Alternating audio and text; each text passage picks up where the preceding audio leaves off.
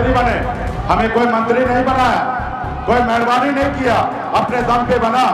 और हमारे पास सरकार का चाबी था, हम जिनको चाहते उनको राज्य का मुख्यमंत्री बना सकते थे।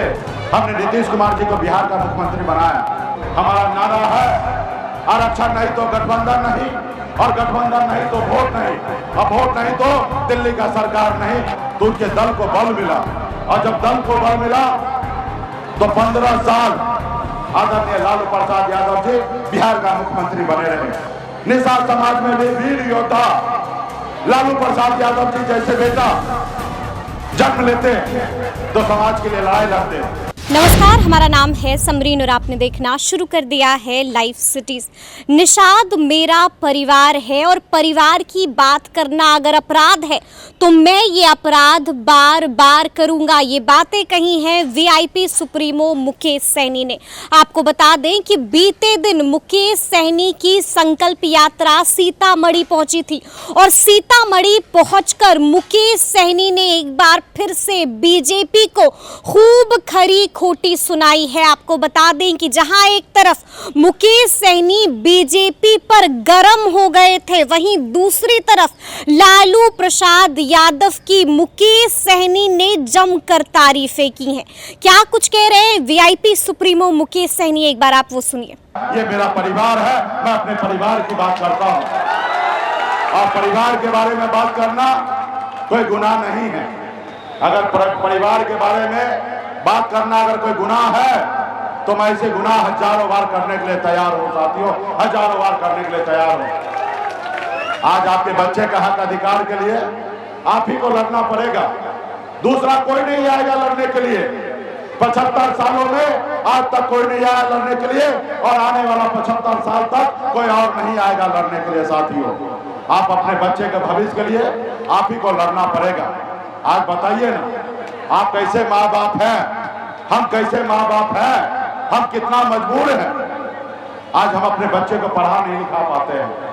आज हम इतना मजबूर हैं कि हमारे गोद में बच्चा दम तोड़ देता है, हम बच्चे को इलाज नहीं करा पाते हैं क्योंकि हमारे पास आपके पास पैसा नहीं है, और इसके कारण आपके बच्चे आपके गोद में दम तोड़ देता है। लेकिन बड़े लोगों का बच्चे उसके पास पैसा होता है, वो प्राइवेट हॉस्पिटल में इलाज कराते हैं, वो अपने बच्चे को जिंदगी दे देते हैं। लेकिन गरीब समाज का लोग, पिछड़ा, अति पिछड़ा, दलित, महादलित, निषाद, ऐसे परिवार के लोग का बच्चा उसके माँ बाप के सामने में दम तोड़ देता है, माँ बाप कुछ नहीं कर पाता है। साथियों, क्या आप चाहते हैं कि आप ऐसी जिंदगी जिए? क्या आप चाहते हैं कि इतने तकलीफ में आप जिंदगी जिए हैं, आपके आने वाले बच्चे भी ऐसे जिंदगी जिए? क्या बताइए ना, निषाद समाज के परिवार में बच्चा जन्म लेता है तो कोई गुनाह करता है या कोई पाप करता है? आपके घर में बच्चा जन्म लेता है, वो बचपन से लेकर बुढ़ापा तक गरीबी के जिंदगी जीता है। तो इसलिए साथियों, उसको बेहतर जिंदगी कौन देगा? उसके लिए कौन सोचेगा? उसके लिए तो आप ही को सोचना पड़ेगा, उसके लिए तो आप ही को लड़ना पड़ेगा।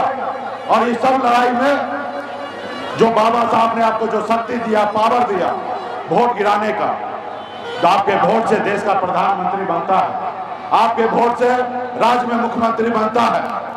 लेकिन दूसरे लोग आगे बढ़ जा रहा है, लेकिन आप पीछे रह जा रहे हैं। तो साथियों, आपको अपने बच्चे के हक अधिकार के लिए लड़ाई लड़ना पड़ेगा। आज अगर हमारे पास शक्ति होता, पावर होता, तो आरक्षण मिल गया होता। आज आरक्षण नहीं मिला, जिसके कारण हमारे बच्चे पढ़ लिख कर भटक रहा है, उसको नौकरी नहीं मिल रहा है। साथियों, नौकरी नहीं मिल रहा है। उसके लिए कौन लड़ेगा? उसके लिए आप ही को लड़ना पड़ेगा, दूसरे दुनिया से कोई नहीं आएंगे आपके बच्चे का हक अधिकार के लिए लड़ाई लड़ने के लिए। इसलिए साथियों, संघर्ष कीजिए। आज आपने देखा पिछले 9 सालों में हमने आपके साथ कंधे से कंधे मिलाकर लड़ाई लड़ा। 9-10 साल पहले इस निषाद समाज को कोई जानता पहचानता नहीं था, लेकिन आप और हम जब संघर्ष किए, जब रोड पे उतरे, जब पसीना बहाए, तो लोग आज हमें जानने पहचानने लगा है। आज लोग, युवा गर्व से कहता है कि मैं सन ऑफ मल्लाह हूं, आज गर्व से कहता है कि मैं सन ऑफ मल्लाह हूं। तो साथियों, आज आपको लड़ाई लड़ना पड़ेगा। आपने देखा 2020 में आज तक निषाद का बेटा एक टिकट मांगने के लिए अपनी पूरी उम्र बिता देता था, लेकिन एक टिकट नहीं मिलता था। लेकिन आपने देखा 2020 में निषाद मल्ला का बेटा टिकट नहीं मांग रहा था, टिकट बांट रहा था। ये हमारी पहचान है साथियों, हमने टिकट बांटने का काम किया।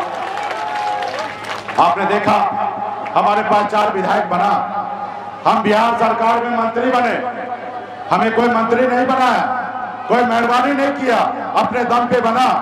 और हमारे पास सरकार का चाबी था, हम जिनको चाहते उनको राज्य का मुख्यमंत्री बना सकते थे, क्योंकि सरकार का चाबी हमारे पास था। लेकिन हमने ईमानदारी से हमने नीतीश कुमार जी को बिहार का मुख्यमंत्री बनाया। इस आजाद भारत में पहली बार हिंदुस्तान में बिहार में एक निषाद का बेटा के समर्थन से एक बिहार में मुख्यमंत्री बनने का काम किया साथियों, मुख्यमंत्री बनने का काम किया। ये हमारी ताकत है। और ये कब कैसे हुआ? ये कब कैसे हुआ? जब आपने हमें अपना भाई माना, जब आपने हमें अपना बेटा माना, जब आपने हमें अपना नेता माना, जब आपने हमें कंधे से कंधे मिलाकर बिहार में बता दिया कि अब निषाद का बेटा सोया नहीं रहेगा, अब निषाद का बेटा जगेगा, अपने हक अधिकार लेगा। तब लोगों ने समझने लगा और आपके साथ गठबंधन किया।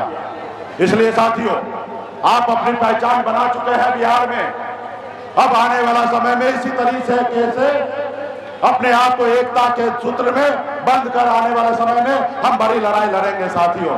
हमारा नारा है आरक्षण नहीं तो गठबंधन नहीं, और गठबंधन नहीं तो वोट नहीं, अब वोट नहीं तो दिल्ली का सरकार नहीं। ये हमारा नारा है साथियों।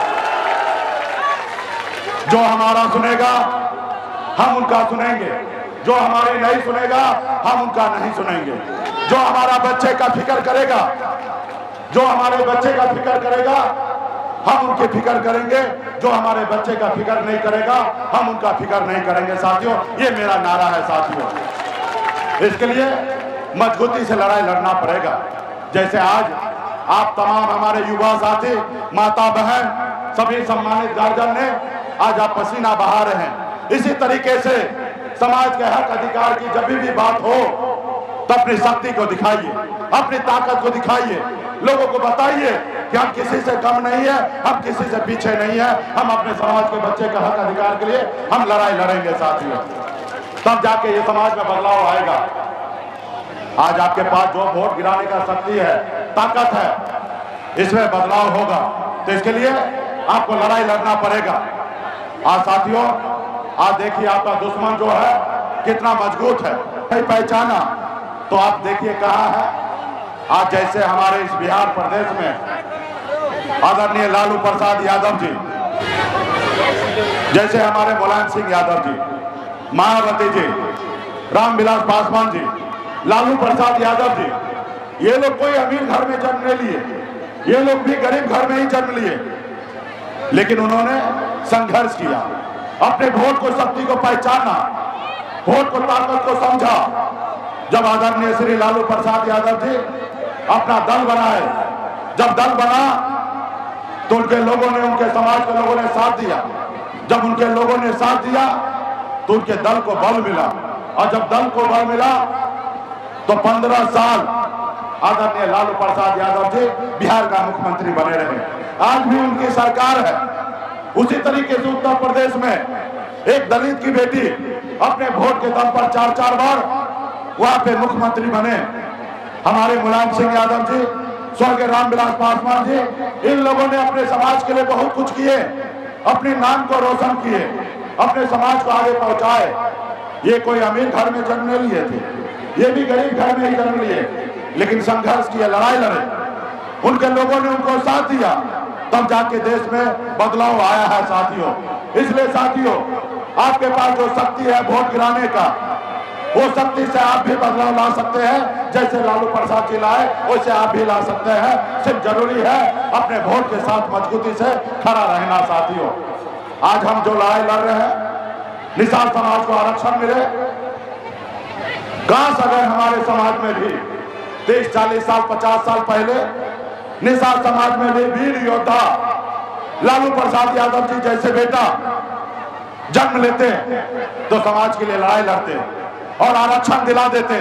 और जब आरक्षण मिल गया होता तो आज आपको क्या लाभ मिलता मैं बताता हूं। आज मैं यूपी जाता हूं, बिहार में सब जिला में घूमता हूं, मैं झारखंड में जाता हूं। तीनों राज्य में 137 जिला है और एक भी जिला में निषाद का बेटा कलेक्टर नहीं है। आप बताइए, इतना बड़ा देश में एक निषाद का बेटा कलेक्टर नहीं है। अगर हमें आरक्षण मिल गया होता तो दर्जनों निषाद का बेटा कलेक्टर होता, एसपी होता, एसडीओ होता, बीडीओ होता, सीओ होता, डॉक्टर होता, इंजीनियर होता, लेकिन नहीं है। कोई लड़ाई नहीं लड़ा, जिसके कारण हमें आरक्षण नहीं मिला। और नहीं आरक्षण मिला तो आज हमारा बेटा मजबूर है किसी दूसरे के इधर काम करने में, मात्र 800 रुपया 8,000 का महीने पे। आपका बेटा, आपका भाई मजबूर है दूसरे जगह मजदूरी करने में। तो साथियों, आज अगर काश हमारे समाज को आरक्षण मिल गया होता तो समाज आगे बढ़ता। आज आपका बेटा, आप देखिए क्या करता है। अभी 4 महीने के बाद ठंड आएगा, दिसंबर जनवरी का महीना होगा। उस समय में लोग अपने रजाई से बाहर नहीं निकलेंगे, लोग अपने कंबल से बाहर नहीं निकलेंगे, लोग अपने घर से बाहर नहीं निकलेंगे क्योंकि उसको ठंड लग जाएगा। लेकिन आपका भाई, आपका बेटा, आपका पति, आपका पिताजी क्या करता है? घर से बाहर निकलता है, तालाब में उतरता है, झील में उतरता है, नदी में उतरता है, गंगा जी में उतरता है। ऐसी ठंड में, जो ठंड में लोग घर से नहीं निकलते, वैसे जगह आपके परिवार के लोग पानी में उतरता है, फिर मछली मारता है, फिर वो बाजार में जाता है, बेचता है। और जब बेचता है उसके बाद उसके घर पे चूल्हा जलता है। आप बताइए ना, आपके बच्चे कितना कष्ट भरी जिंदगी जीता है। तो क्या आप चाहते हैं कि आपकी जिंदगी ऐसे कटे जितने तकलीफ में आपकी जिंदगी बीता है? क्या ऐसी जिंदगी आपके बच्चे जिए? क्यों हमारे निषाद समाज में निषाद का बेटा का कोई अधिकार नहीं है कि औरों के बच्चे के जैसे सर उठा के जिए? इसके लिए कौन लड़ेगा? इसके लिए आप ही को लड़ना पड़ेगा, अपने अधिकार को समझना पड़ेगा। आज मैं जो लड़ाई लड़ रहा हूं, कोई मैं रतन टाटा के घर में जन्म नहीं लिया या पैसे वाले के घर में जन्म नहीं लिया। मैं भी एक साधारण गरीब परिवार में जन्म लिया, जहां हजारों समस्या था, वहीं पे मेरा जन्म हुआ। पिताजी मछली मारते थे, दादाजी मछली मारते थे। ऐसे गरीब घर में जन्म हुआ जहां अगर 4 दिन अगर मछली ना मारा जाए तो 5 दिन घर में खाना नहीं बन सकता था। ऐसे परिवार में मेरा जन्म हुआ। लेकिन मैंने संघर्ष किया, लड़ाई लड़ा। 18 साल की उम्र में, जिस उम्र में बच्चे को अपने माँ बाप, अपने भाई बहन, अपने गांव में, अपने घर में रहना होता है, उस उम्र में मैंने गांव को छोड़ा, अपने परिवार को छोड़ा, अपने माता पिता को छोड़कर 2000 किलोमीटर दूर बंबई जैसे शहर चला गया। वहां मेहनत किया, मजदूरी किया। मात्र 30 रुपया रोज पर मैं मजदूरी करता था, 900 रुपया महीने पे नौकरी करता था। लेकिन मैंने संघर्ष के बदौलत, मेहनत के बदौलत मुंबई जैसे शहर में हमने अपना एक मुकाम बनाया और एक अपना पहचान बनाया। अब मुंबई जैसे शहर में अपना कामयाबी का झंडा गाड़ा मैंने साथियों। ये सब हुआ संघर्ष के बदौलत। माँ बाप ने कुछ पढ़ाया लिखाया, वही पढ़ाई लिखाई बॉम्बे जैसे शहर में काम आया और वहां पे बेहतर जिंदगी जी रहा था, ऐश और आपकी जिंदगी जी रहा था। मैंने देखा कि लोग चांद पे घर बनाने के लिए सोचने लगा है, लेकिन हमारे लोगों के लिए इस धरती पे रहने के लिए घर नहीं है, उनके घर पे जाने के लिए रास्ता नहीं है। उसके बाद मैंने बम्बई के ऐशो आराम जिंदगी को छोड़कर आपके हक अधिकार के लिए मैं बिहार लौट के आ गया। आज बिहार में आपके हक अधिकार के लिए हम लड़ाई लड़ रहे हैं साथियों, हम लड़ाई लड़ रहे हैं। तो इसलिए साथियों, आप अगर संघर्ष करेंगे तो आपको भी कामयाबी हासिल हो सकता है। जैसे मुकेश सहनी जिस जगह पे पहुंचा है, उस जगह पे आप भी पहुंच सकते हैं। सिर्फ जरूरी है संघर्ष करने का साथियों, संघर्ष करने का। तो सुना आपने क्या कुछ कह रहे हैं मुकेश सैनी। देखिए मुकेश सैनी इन दिनों संकल्प यात्रा पर निकले हुए, सबकी निगाहें यहीं पर टिकी हुई हैं कि आखिर मुकेश सैनी की नैया किधर को जाएगी, इंडिया के साथ जाएगी या फिर एनडीए के साथ जाएगी। तो अब देखना होगा कि आगे आगे वीआईपी सुप्रीमो मुकेश सैनी क्या कुछ करते हैं। लेकिन इस तरह के तमाम अपडेट्स के लिए ऐसे ही हमारे साथ बने रहिएगा और देखते रहिएगा लाइव सिटीज। बहुत शुक्रिया।